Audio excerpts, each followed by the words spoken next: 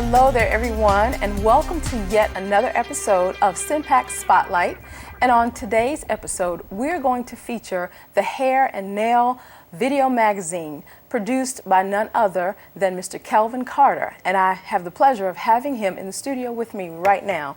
So, Mr. Kelvin, welcome to the show. Thank you so much for having me. Yes, I'm glad you're here because we have seen your show and it is fire. Okay, It is fire. It's nice. So for everyone who doesn't know, tell everyone a little bit about the content and what Hair and Nail Video Magazine features. Hair and Nail Video Magazine, actually, and fashions. It features pretty much hairstyles, a lot of fashion design from across the country, across the world. In some cases, we have a variety of entertainment with interviews. We've tried to incorporate spoken word with it. So it just gives something that gives us a little different look at. One of the things we found out that the hair industry is a billion-dollar industry, and one thing that our young ladies, no matter what race, creed, or culture, will get their hair and nails done. And so we thought it would be an opportunity to be able to showcase some of the various styles that people may wear in various parts of the cities and country. Yeah, well, that explains and gives an answer to one of my questions about, why hair and nails and fashion. Right. That's very much the reason. So many of us, definitely want to look nice. Yes. and have everything tight. As we say, have our wigs snatched. Right. Exactly. So tell me, now, when did it get started? When did this show get started?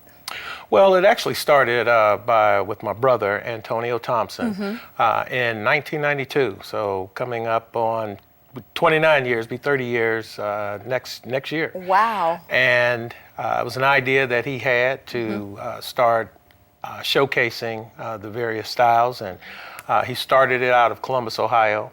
And so he started talking with me and said, would I be interested in helping out? And so I kind of stepped in to assist him with the Southeast region here in the Charlotte area. And from that point, it just continued to progress. Yeah. So, of course, you being the Southeast regional producer and right here on Access 21, what are your responsibilities in getting the show out? Right now, my responsibilities pretty much getting the show submitted, assisting with camera work. We'll do, we share the responsibility on editing, kind of want to make sure we keep the show pretty much the same everywhere, so that if you're in Columbus, Ohio, if you're in Phoenix, Arizona, if you're in Johannesburg, Africa, if you are in St. Kitts, if you're in Louisville, Kentucky, you still will be seeing some of the same content, same format, same introductions with it. Nice. So you keep it consistent. Yes. And you named a lot of cities. So how many cities does the Hair and Nail Video Magazine air?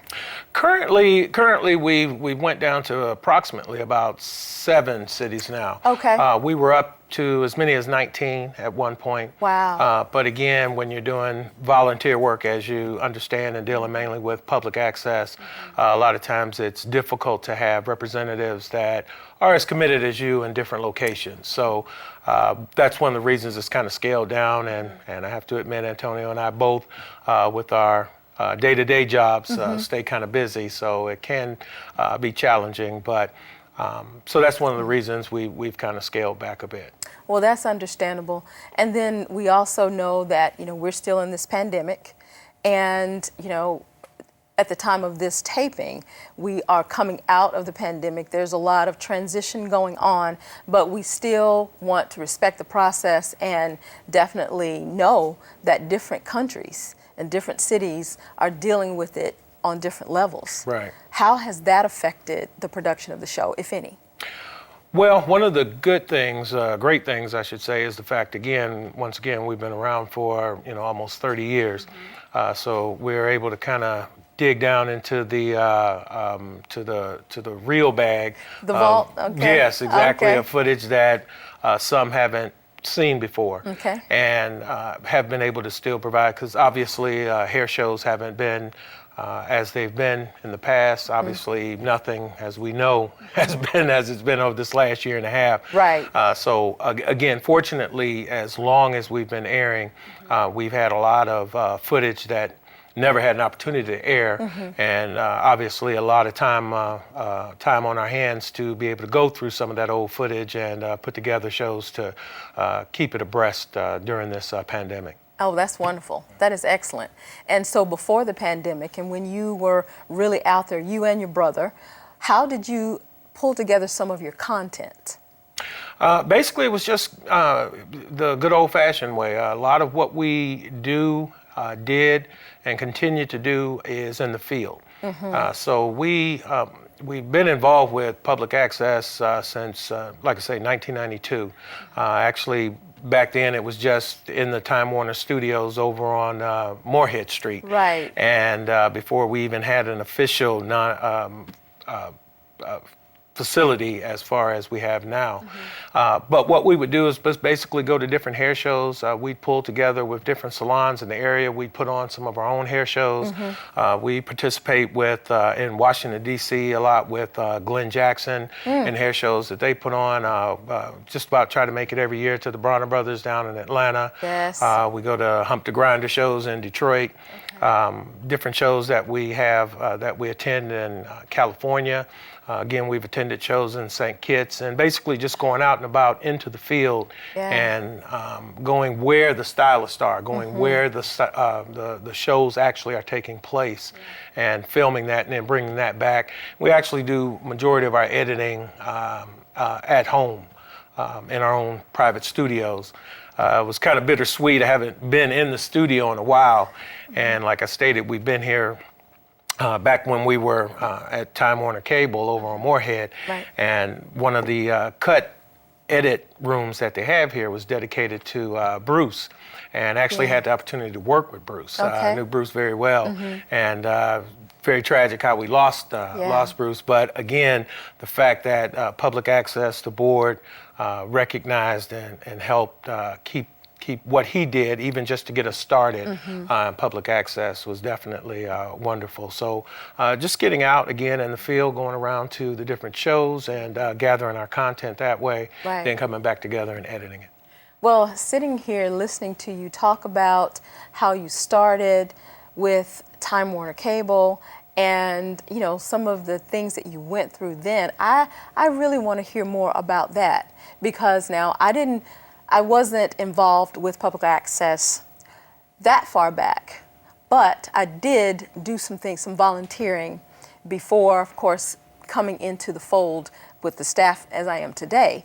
And so I would love to hear more about your experiences in Charlotte and with Larry Harmon, who was over at Time Warner Cable, who had such wonderful vision for what we're doing when it comes to public access. So in terms of those days, what did you feel was like the atmosphere and the energy that several producers back then were experiencing and bringing to the table? Tell us more about that. It was unique. It was real. Again, it was new for us at that time.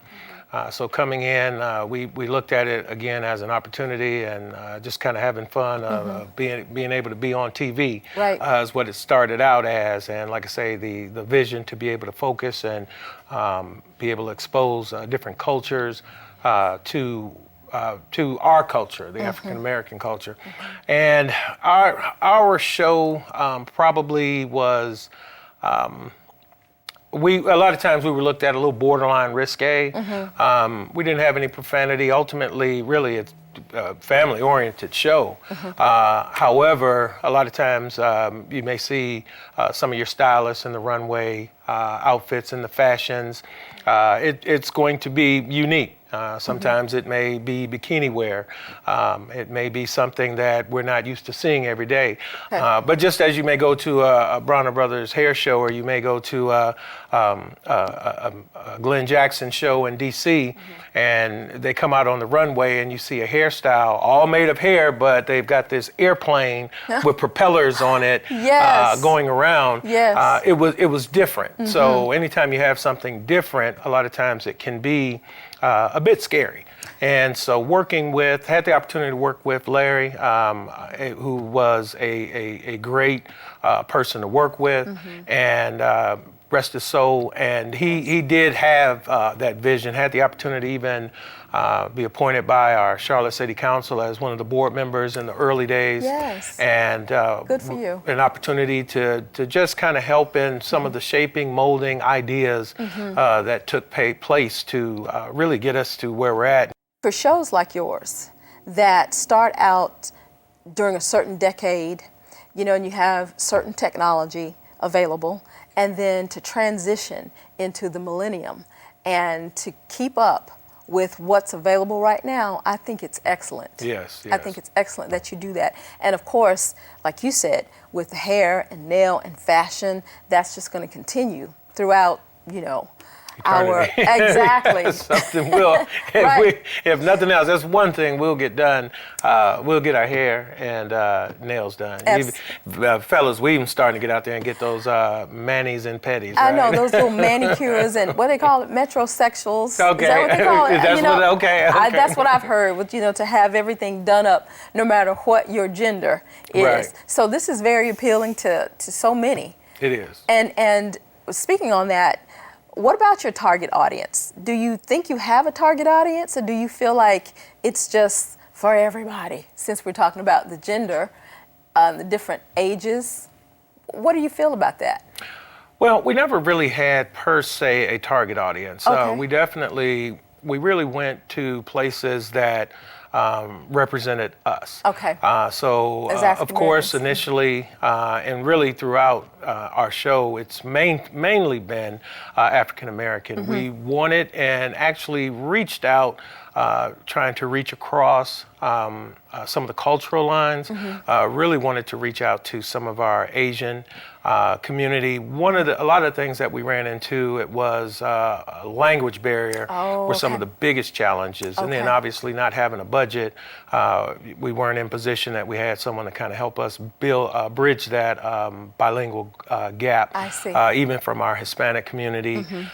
Because again, ultimately what it came down to is it was understanding and realizing that regardless of gender, race, background, it doesn't matter. I happened to be flipping through one of the old channels and was watching Green Acres, and they showed where she went into town from the farm, and all the women were talking about getting their hair done. Oh, so that's funny. It really doesn't matter, and that's the beautiful part, really, as far as what we do with Hair and Nail Video Magazine, because really in that field and dealing with it, other than possibly a product that may be more conducive to a specific nationality, there really is no racial barriers with that. So we never had necessarily a target audience, but it was an opportunity for us to showcase some of the things that were going on positive in our community, and we've always wanted to expand to that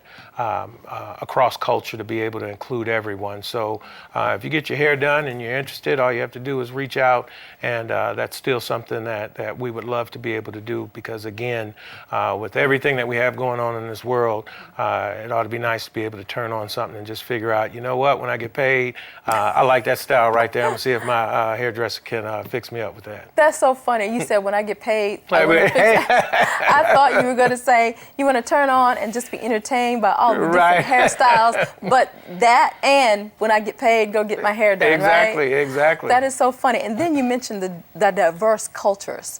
I was just watching this film called The Sun Is Also a Star, and it's a love story.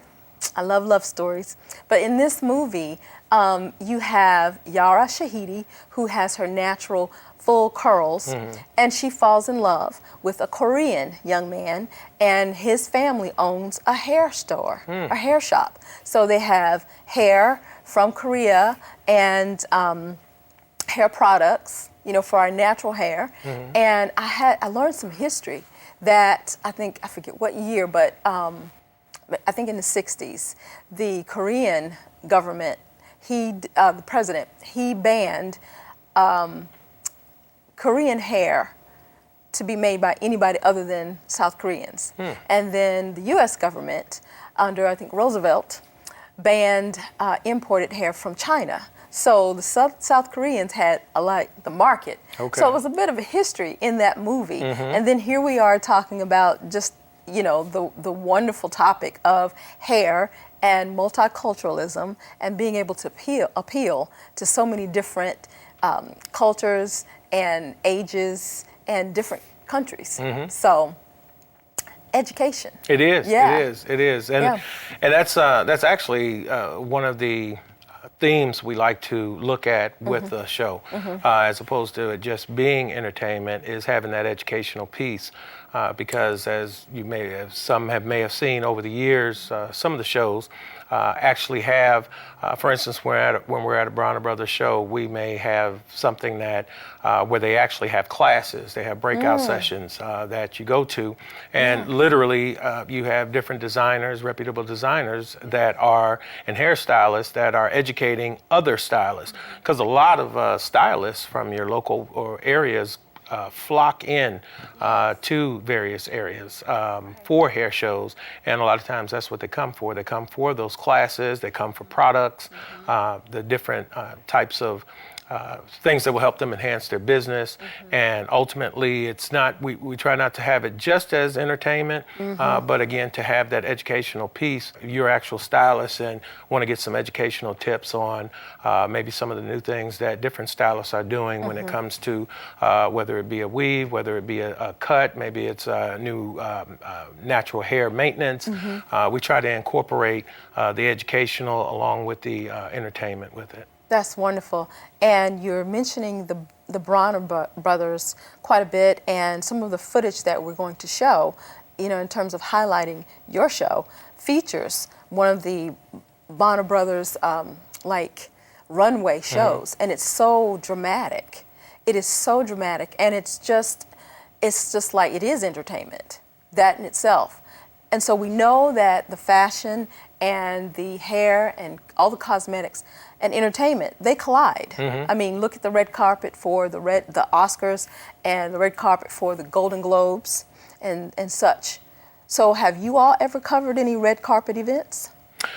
We've been to various events. When we do entertainment, you may have seen some various interviews that we've had. Again, that would cover the entertainment piece of it. Yes, and one of the reasons I do like to speak on the Bronner brothers, one, here in Charlotte, Southeast, they're probably one of our largest hair shows that we have the opportunity to cover. Right. As you know, they're out of Atlanta, Georgia, and they pretty much take the whole convention center, and they have comedy acts that take place that evening.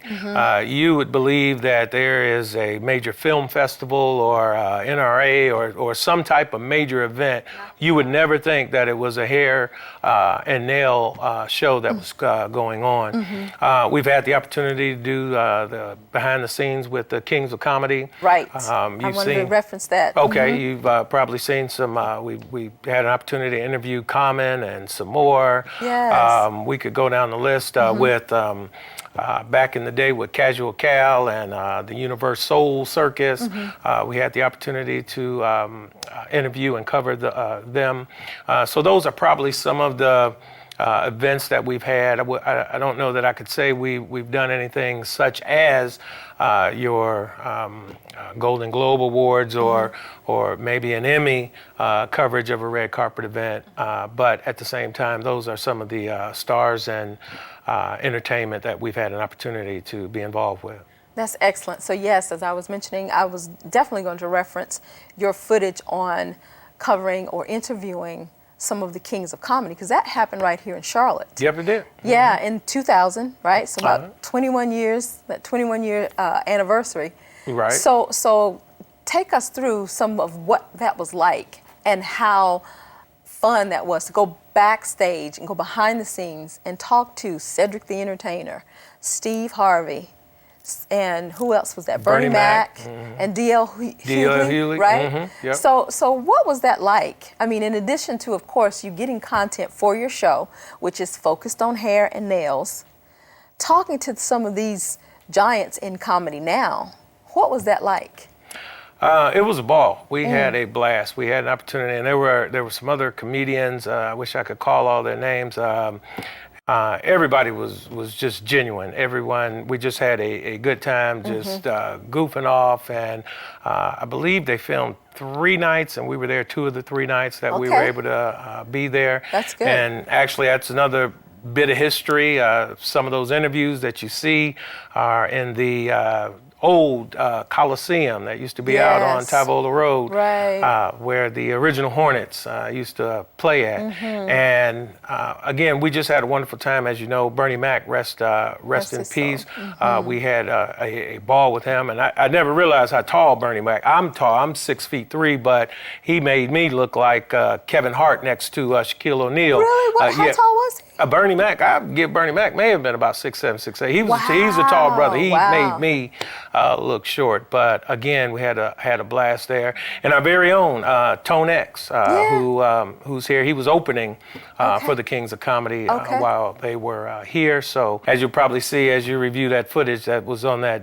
That was back in that day when we had the VHS and Super VHS. Right. Super. That's okay because, like you said, you can go into the vault and pull that out. And believe it or not, people really appreciate that because, again, you're using the technology that was available, and if you still have it and whatever you captured, we like to be able to see what it was like then and what your experiences were. Because again, everybody who's viewing the show sees what you present, and then to talk with you and to hear what happened and what it was like through your eyes is valuable. It's priceless, as the commercial says. Yes, yes. You remind me of Bernie Mac a bit. You well, do. People say that to you? All the time. Actually, in the early days, I actually had a situation.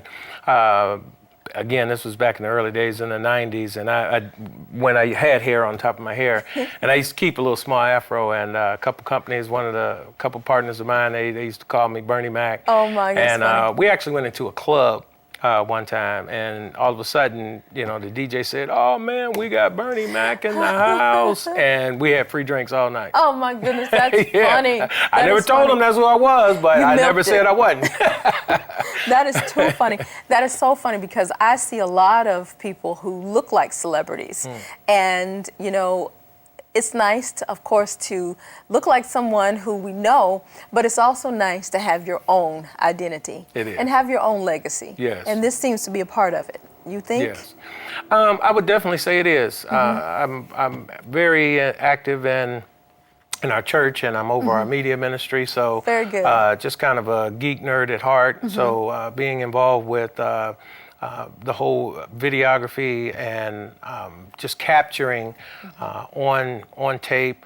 We learned so much about even doing the shows, even some of the, for lack of better terms, camera technology that you could even use in the early years, just how you would stage a room, how you would stage people to make it appear as if you maybe had a convention center full and it was 4 of you all in there. Right. But I would say yes, because obviously, again, coming up on 30 years next year, to be able to celebrate the hard work that Antonio has put in to the show, the work just supporting him that we've put in, it is something we can look back on. My sons, Lamar and Omar, we actually had another public access show for our youth, and it was an opportunity to kind of give them an opportunity to get a taste of what it was like and to experience it, and if nothing else, just let them know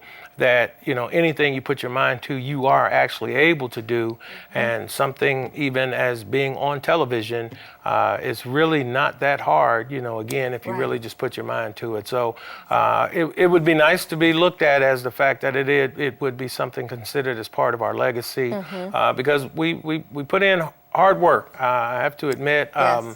Our wives weren't, and fiancés and all of that during that time were not super happy with us hanging out at hair shows all the time, traveling to different cities all the time. But again, we were about our business, and I think our work over the years reflects that. That is so good, and I'm so glad that we're talking about your brother and the fact that he did get this started, got everything going, and doing a great job up in Columbus, Ohio, and then to have you extend it here to us, it's great. It's a good experience. It is. And before we go, I want to know how you see yourself expanding the magazine, the video magazine. How do you see it maybe growing because of the technological changes that we're going through?